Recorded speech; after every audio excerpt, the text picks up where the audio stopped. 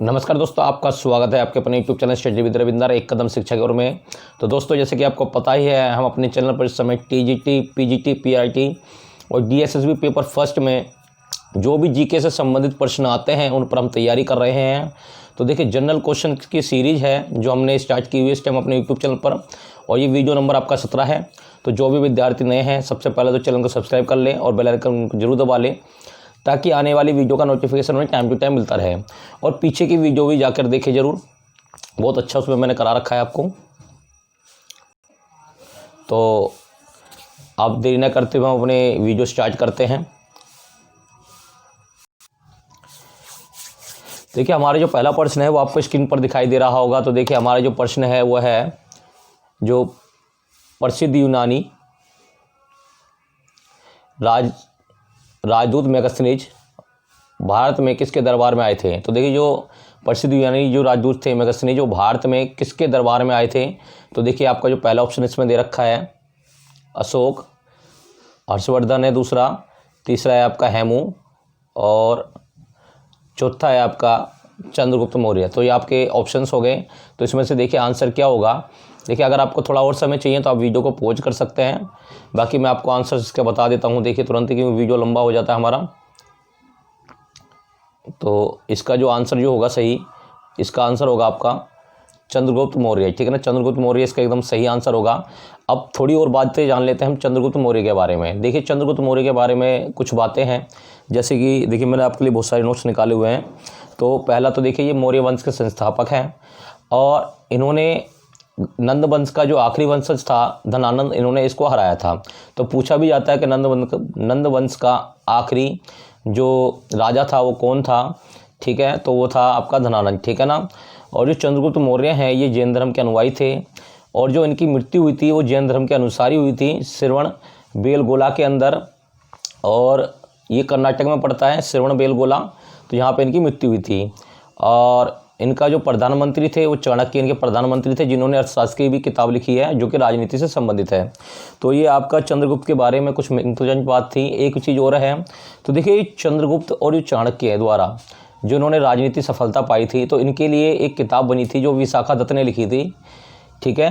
और उसका नाम है मुद्रा राक्षस। तो मुद्रा राक्षस जो किताब है वो विशाखा दत्त द्वारा लिखित है। और इसके बारे में हमें क्या पता चलता है, हमें पता चलता है कि चाणक्य और चंद्रगुप्त ने किस प्रकार से राजनीति में अपना कदम रखा और कैसे राजनीति में अपनी सफलता उन्होंने प्राप्त की। तो ये चंद्रगुप्त के बारे में था। देखिए, और इन्हीं के दरबार में कौन आया था, मेगास्थनीज जो था, यूनान से मेगास्थनीज आया था। और जो मेगास्थनीज था एक यूनान का निवासी था। सबसे पहला क्वेश्चन आपका यहीं से तैयार हो जाता है, जो एग्जाम में कई बार पूछे गए क्वेश्चन है, जो मैं आपको बार बार बता रहा हूँ। ये तो हम अपनी वीडियो में हम यही कराते हैं, जो भी प्रश्न हमारे आते हैं उससे संबंधित जो ऑप्शन हो गए, उससे संबंधित किस तरह का एग्ज़ाम के अंदर क्वेश्चन आ चुका है और किस तरीके से बनता है, ठीक है, हम ये कराते हैं। तो आप धीरे धीरे करके ऐसे करके लिंक कर करके सभी क्वेश्चंस को जोड़ेंगे तो आपको अच्छा सेटअप हो जाएगा आपके माइंड में, आप कन्फ्यूज़ भी नहीं होंगे, ठीक है ना। तो ये याद करने का भी एक अच्छा तरीका होता है। अब देखिए, हम बात कर रहे थे मेगास्थनीज पे। तो मेगास्थनीज जो था, देखिए ये चंद्रगुप्त मौर्य के काल में आया था, यूनान का था, और ये सेल्यूकस निकेटर का राजदूत था। ये सेल्यूकस निकेटर का राजदूत था मेगास्थनीज। और इसने जो किताब लिखी थी वो इंडिका लिखी थी। तो जो इंडिका किताब लिखी थी वो मेगास्थनीज ने लिखी थी। जब मेगास्थनीज सेल्यूकस निकेटर के साथ भारत आया था तो इसने भारत का भ्रमण किया, और जो जो चीज़ ने भारत के अंदर देखी वो सभी चीज़ें इनने अपनी किताब में लिखी, ठीक है। और जिसका नाम था इंडिका नाम था, ठीक है ना। इंडिका नामक किताब जो लिखी थी उसके अंदर इन्होंने लिखा था। अब ये आपका चंद्रगुप्त मौर्य है, और ये आपके मेगास्थनीज के बारे में थोड़ा हमने बता दिया आपको। अब थोड़ा अशोक पे भी आ जाते थे कि अशोक भी बहुत बढ़िया। तो अब अशोक है, अशोक के बारे में क्या है, अशोक जो थे इनके पिता का नाम एक तो बिंदुसार था, ठीक है। और अशोक, इसके लिए क्वेश्चन जो बनता है, और ये बनता है, इन्होंने पूरे एशिया में बौद्ध धर्म का प्रचार कराया था, ठीक है। और इन्होंने कलिंग का युद्ध भी जीता था, ठीक है, उड़ीसा। तो ये हो गया आपका, ये अशोक से संबंधित है क्वेश्चन, बहुत इंपॉर्टेंट क्वेश्चन है। अब आते हैं हम हर्षवर्धन। देखिए, हर्षवर्धन के बारे में भी इसमें क्या था, इनके एक हर्षवर्धन के काल में क्या था, आपका एक चीनी यात्री था ह्वेनसांग। तो ह्वेनसांग जो था चीनी यात्री जो था वो इसी के काल में भारत आया था, ठीक है ना। ह्वेनसांग जो था चीनी यात्री वो हर्षवर्धन के काल में भारत आया था। और ठीक है, अब नेक्स्ट चलते हैं, आगे बढ़ते हैं। ठीक है, बहुत देर हो गई इस क्वेश्चन पे। हाँ जी, ये देखिए आपका अब नेक्स्ट क्वेश्चन आ चुका है, तो इस क्वेश्चन को अब थोड़ा देखते हैं। देखिए, मंदिर निर्माण कला का जन्म सर्वप्रथम कब हुआ? तो ये मंदिर निर्माण कला का जो सर्वप्रथम जो जन्म था वो कब हुआ है? मौर्य काल में, गुप्त काल में, कुषाण काल में या सिंधव काल में? तो देखिए इसका जो सही आंसर होगा वो जो होगा आपका सही आंसर है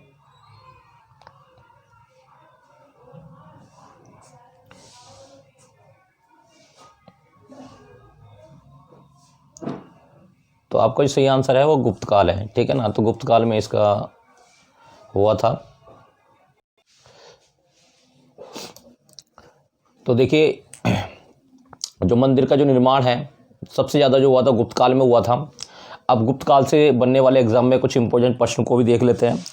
देखिए, गुप्त काल का जो संस्थापक था वो आपके श्रीगुप्त जी थे। श्रीगुप्त जी गुप्त काल के संस्थापक थे। ठीक है ना, वो गुप्त जो भी वंश था उसके संस्थापक थे श्रीगुप्त जी। ठीक है ना, और देखिए इसमें क्या है, इसमें नालंदा विश्वविद्यालय की स्थापना हुई थी गुप्त काल में। ठीक है ना, गुप्त काल में पूछा जाता है कि नालंदा विश्वविद्यालय की जो स्थापना है पहली बात तो किसने की और ये किस काल में हुई? तो देखिए कुमार गुप्त ने की थी और ये गुप्त काल में हुई थी। तो ठीक है, ये आपका पहला प्रश्न यहाँ से इम्पोर्टेंट प्रश्न है जो कि बनता है। अब हम बात कर लेते हैं थोड़ा सा चंद्रगुप्त के बारे में। हमने पढ़ ही लिया है मौर्य काल के बारे में। ठीक है ना, इसके बारे में तो हमने पढ़ लिया विस्तार से। और अब बात करते हैं कुषाण की। देखिए ये मैंने अपने पीछे जो पहले वीडियो है बनाई है ना मैंने, जो बाकी की जो 16 वीडियो हैं, ये तो 17वीं आपकी वीडियो नंबर 17 है। तो इससे पहले वाली वीडियो में भी ये मैं कई बार एक्सप्लेन कर चुका हूँ। अगर आप इन सीरीज को शुरू से देखेंगे ना तो आप जैसे करके आगे सीरीज में बढ़ते जाएंगे तो आपको ये अपने आप ही ऑटोमेटिक याद होती रहेगी। ठीक है ना, क्योंकि बार बार मैं इनको हर वीडियो में एक्सप्लेन करता हूँ। तो अब देखिए कुषाण काल के बारे में देखते हैं। देखिए कुषाण काल के बारे में क्या है, देखिए पहली बात तो इसका जो कुषाण वंश का जो संस्थापक था वो कौन था? कुजूल कटफिसस था। ठीक है ना, कुजूल कटफिसस था। और यहाँ से एक क्वेश्चन और बनता है कि इस काल का सबसे जो सर्वश्रेष्ठ जो राजा था वो कौन था? तो ये सर्वश्रेष्ठ जो राजा था इस काल का, कुषाण काल का, वो कनिष्क था। ठीक है ना, और जो कनिष्क था इसके द्वारा एक पंचांग चलाया गया था, इसे कैलेंडर कहा जाता है, शक संबंध। ठीक है ना, शक संबंध जो था वो कनिष्क द्वारा चलाया गया था। तो बहुत ही इंपॉर्टेंट प्रश्न बनते हैं यहाँ से। और देखिए कनिष्क ने क्या कराया थी,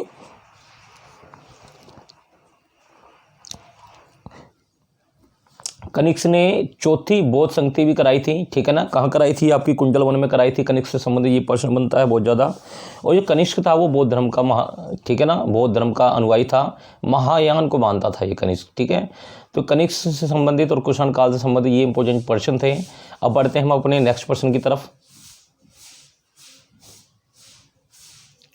हाँ जी, देखिए नेक्स्ट प्रश्न हमारा आपको दिख रहा है।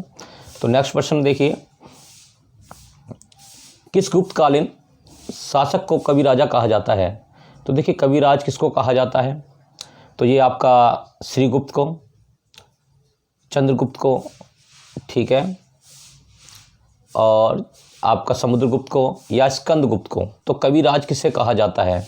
तो आपका जो प्रश्न है वो आपका ये है कि कविराज किसे कहा जाता है, बताइए क्या होगा इसका आंसर। तो देखिए इसका जो सही आंसर होगा वो आपका होगा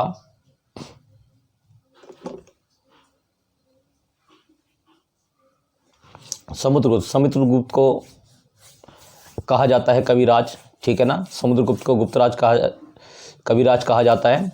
तो ये आपका इसका जो आंसर है सही होगा। और समुद्रगुप्त को भारत का नेपोलियन भी कहा जाता है। बहुत ही इंपॉर्टेंट प्रश्न यहाँ से एक बनता है। ठीक है, और ये समुद्रगुप्त था ये कौन था? ये समुद्रगुप्त जो था वो चंद्रगुप्त द्वितीय का पिता था। ठीक है ना, जो समुद्रगुप्त जो थे चंद्रगुप्त द्वितीय, जिनको विक्रमादित्य के नाम से भी बुलाया जाता है, तो इनका पिता था। ठीक है ना, और देखिए जो गुप्त काल है ये गुप्त काल के ही हैं। और इस गुप्त काल को ठीक है भारत का स्वर्णिम युग भी कहा जाता है गुप्त काल को। ठीक है ना, और चंद्रगुप्त द्वितीय के पिता थे समुद्रगुप्त, इनको भारत का नेपोलियन भी कहा जाता है। और एक टीचर के एग्जाम में क्वेश्चन पूछा गया था अभी जो पीआरटी का पेपर हुआ था उसके अंदर, कि जो लौह स्तंभ है ठीक है, दिल्ली में जो लौह स्तंभ है वो किसने बनवाया? तो देखिए समुद्रगुप्त का जो पुत्र था चंद्रगुप्त विक्रमादित्य द्वारा लौह स्तंभ बनवाया गया था। ठीक है, तो ये क्वेश्चन भी एग्जाम के अंदर पूछा गया है। और देखिए इनका जो चंद्रगुप्त विक्रमादित्य ने क्या चलाया था? विक्रम संवत चलाया था। ठीक है ना, चंद्रगुप्त विक्रमादित्य ने चलाया था विक्रम संवत, और इससे पहले भी हमने पढ़ा था कि कनिष्क ने चलाया था संग संवत। ठीक है ना, तो इसका हम ध्यान रखेंगे। और देखिए इसके जो काल में जो चंद्रगुप्त द्वितीय था, इसके काल में कौन आया था? फाहियान आया था भारत। कहाँ से आया था? चीन से। तो एक बार और रिपीट कर लेते हैं। देखिए हमने जो पढ़ा पहले हर्षवर्धन पढ़ा, तो हर्षवर्धन के काल में चीन से आया था ह्वेनसांग। ठीक है, और चंद्रगुप्त मौर्य के काल में आया था मेगस्थनीज, और चंद्रगुप्त विक्रमादित्य के काल में आया था आपका ये आपका फाहियान। ठीक है ना, तो ये आपके हमने पढ़ लिया, ये चीन से आया था। और आगे चलते हैं हम अपने नेक्स्ट क्वेश्चन पे। ठीक है ना, तो हमने आपके चंद्रगुप्त द्वितीय के बारे में भी थोड़ी चर्चा कर ली। ठीक है, तो ये आपको समझ में आ गया होगा अच्छे से। तो अब चलते हैं नेक्स्ट क्वेश्चन पर। हाँ जी, देखिए तो ये आगे आपका नेक्स्ट क्वेश्चन है, भारत में दलीय व्यवस्था किस प्रकार की है? तो भारत में जो दलीय व्यवस्था किस प्रकार की है? एक दलीय है या आपकी द्विदलीय है या बहुदलीय है? इनमें से कोई नहीं।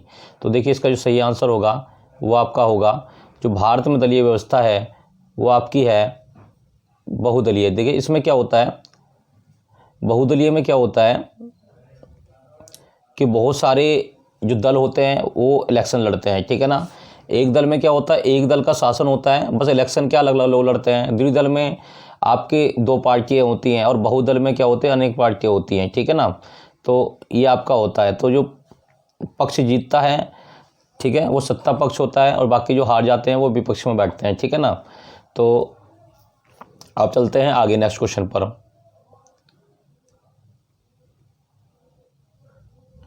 देखिए बहुत ही बढ़िया है यहाँ से, तो बहुत इंपॉर्टेंट प्रश्न है। दल बदल कानून किस अनुसूची में है? देख कौन सी अनुसूची है इसके अंदर दल बदल कानून है? दूसरी, 5वीं, 8वीं या 10वीं?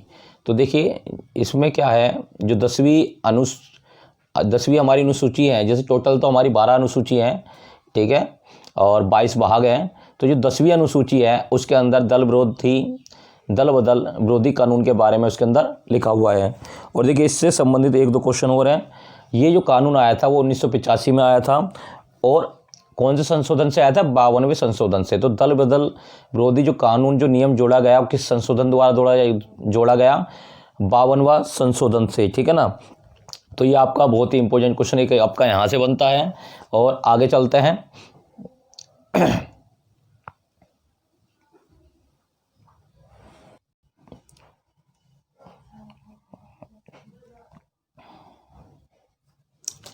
देखिए तो आपका सामने आ चुका है प्रश्न, कौन सी विश्व की सर्वाधिक गहरी झील है? तो आपकी पहली आपकी आती है टिटिकाका, विक्टोरिया, बेकाल या फिर मृत सागर। तो कौन सी झील है आपकी? तो आपकी इसका जो सही आंसर होगा बेकाल झील। ठीक है, बेकाल झील जो है सर्वाधिक गहरी झील है, और टिटिकाका जो है सबसे ऊंची झील है। ठीक है ना, तो ध्यान रखेंगे इसका। तो नेक्स्ट प्रश्न पे हम बढ़ते हैं आगे। अब देखिए यहाँ से बहुत इंपॉर्टेंट प्रश्न बनते हैं आपके एग्जाम के अंदर। तो देखिए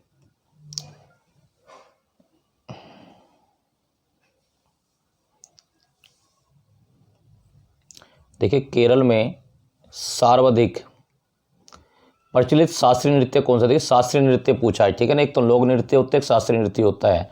तो देखिए कुचिपुड़ी, कथकली, मोहिनीअट्टम या भरतनाट्यम? तो इसमें से कौन सा आपका सही आंसर होगा इसके लिए?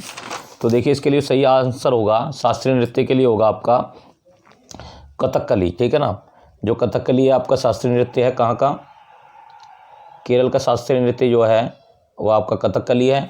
तो इसका आंसर सही ये होगा। और जो लोक नृत्य है वहाँ का, तो वो है मोहिनीअट्टम। ठीक है ना, ध्यान रखेंगे। तो जो केरल का जो लोक नृत्य है वो मोहिनीअट्टम है, कुचिपुड़ी आपका आंध्र प्रदेश का नृत्य है, और भरतनाट्यम आपका तमिलनाडु का नृत्य है, ठीक है ना। और ये केरल से बहुत सारे क्वेश्चन बनते हैं एग्जाम के अंदर, थोड़ा केरल के बारे में हम हल्की सी जानकारी प्राप्त करेंगे, ठीक है ना। तो देखिए क्या होता है, तो केरल का जो आपका शास्त्रीय नृत्य है वो आपका कथकली हो गया, और लोक नृत्य आपका हो गया आपका मोहिनीअट्टम, ठीक है ना। और देखिए केरल में जो मेन जो त्यौहार है वो है ओणम, ठीक है ना। ओणम का त्यौहार केरल में मनाया जाता है, और केरल को दक्षिण का कश्मीर भी कहा जाता है, केरल को दक्षिण का कश्मीर भी कहा जाता है, ठीक है ना। और जो सबसे ज़्यादा जो मसाले होते हैं, ठीक है ना, सबसे ज़्यादा मसाले जो होते हैं वो केरल के अंदर होते हैं, और जो मसालों की रानी है वो इलायची को मसाले की रानी कहा जाता है, ठीक है। और आगे बढ़ते हैं हम नेक्स्ट प्रश्न पे अपने।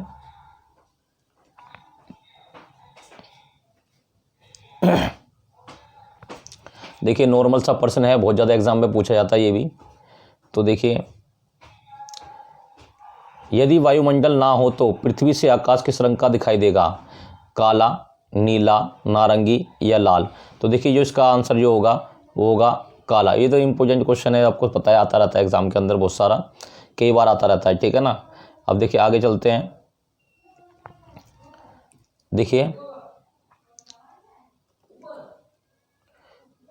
एडवर्ड जेनर ने खोज की, जो एडवर्ड जेनर थे उन्होंने किसकी खोज की है, टीबी का टीका, एड्स का टीका, पोलियो का टीका या चेचक का टीका। तो उन्होंने किस टीके की खोज की थी एडवर्ड जेनर ने।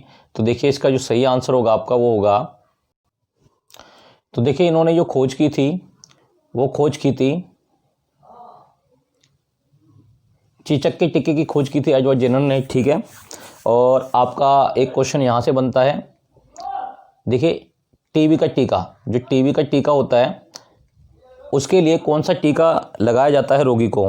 तो देखिए बीसीजी का टीका होता है, ठीक है ना। बीसीजी का टीका होता है बेल्सिस, कैलमेट और आपका ग्वेरिन, बेल्सिस, कैलमेट, ग्वेरिन का टीका या बीसीजी का टीका आप क्या बोल सकते हैं शॉर्ट फॉर्म में। जो टीबी या तपेदिक जो रोग होता है उसके मरीज को बीसीजी का टीका लगाया जाता है, ठीक है ना। तो ये आपका यहाँ पे ये था, इससे इंपॉर्टेंट क्वेश्चन। और देखिए टीबी दिवस एक बनाया जाता है, हमारा टीबी दिवस बनाया जाता है, तो हमारा 24 मार्च को बनाया जाता है, ठीक है। इस दिन क्या हुआ था, एक रॉबर्ट कोच थे, उन्होंने क्या काम करा था, वो टीबी का जीवाणु जो था वो इसी दिन खोजा था। जो टीबी का जीवाणु होता है, ठीक है, इस दिन उसकी खोज हुई थी। तो 24 मार्च को मनाया जाता है, ठीक है, इसलिए टीबी दिवस मनाया